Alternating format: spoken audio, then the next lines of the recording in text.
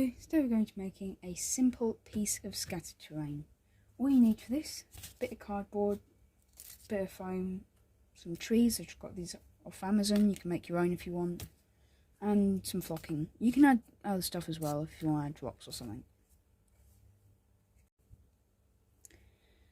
You're going to start off by just getting your piece of cardboard and making the rough shape of what you want your scattered terrain to be. I'm going to go with kind of a C shape. Next, you're going to cut along the lines you just made. Don't have to be too precise, just precise enough. That's the shape you want.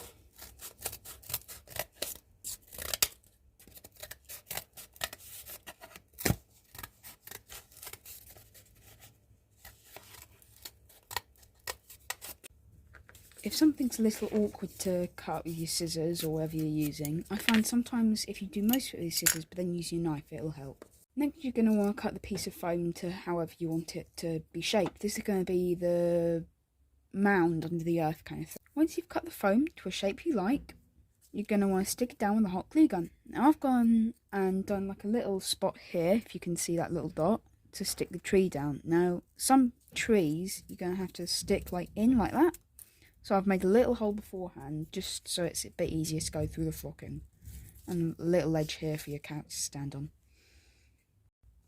Now, whilst you're sticking it down, it doesn't really matter where you put it, as long as you have a kind of general idea in your head.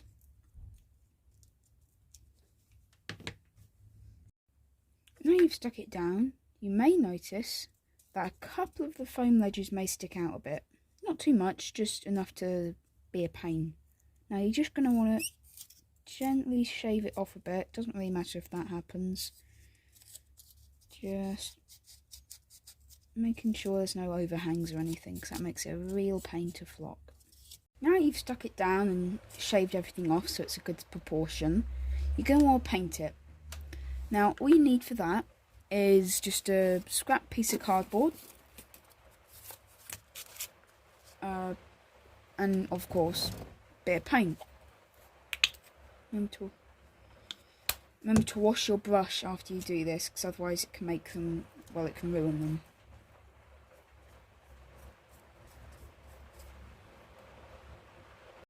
Now you've painted it, you're going to want to run hot glue along the edges of your cardboard. Now you may be wondering, why? Well, it's because it helps to stop warping, and also it means to have the ugly kind of cardboard around the edges of your base. Just carefully so you don't get any on the paint. And so it doesn't offset the balance of the model.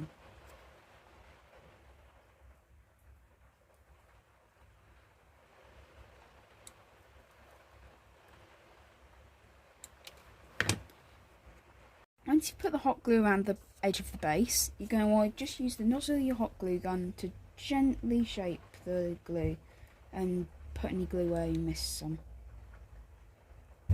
Just like that.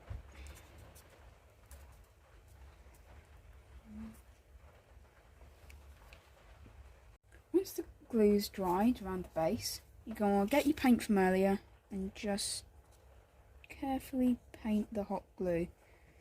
This doesn't really do anything, as you're not going to be flocking the hot glue, but it does mean it won't just be sticking out like a sore thumb.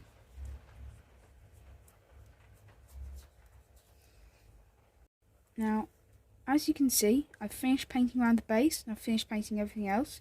So now I'm just going to let that dry and come back to it when it's dry. Now that the paint has dried, we're going to want to flock it. So you're going to get your glue and your flocking material, whatever you want to use. You can use gravel or, yeah, pretty much anything. Now, I normally use a popsicle stick or an ice lolly stick, whatever you want to call it, to spread the glue, because it's just quite useful and disposable.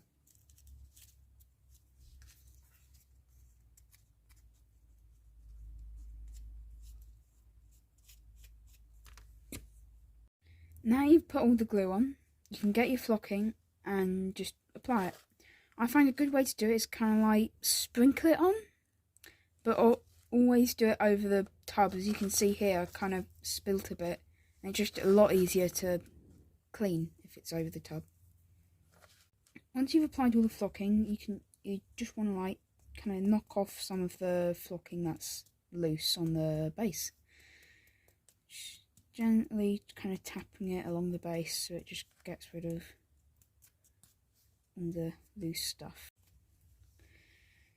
Now you've applied the flocking, whilst it's drying, you're going to stick in your trees into the holes you put in earlier. Just go and dab a hot glue gun at the point of them, and then stick them in. Just use your finger to wipe away any excess glue. Be real careful with the small ones because you don't want to put too much. Just about that much from the small ones.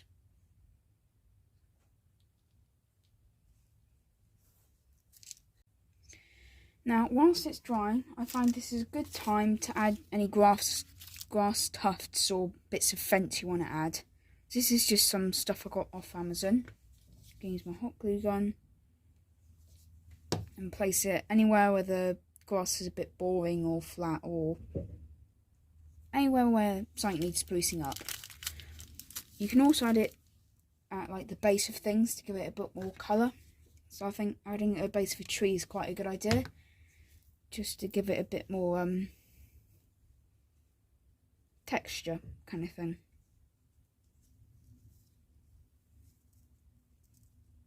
Make sure it's arranged how you like it. Then you just have to wait for the flocking to dry. And that's pretty much it.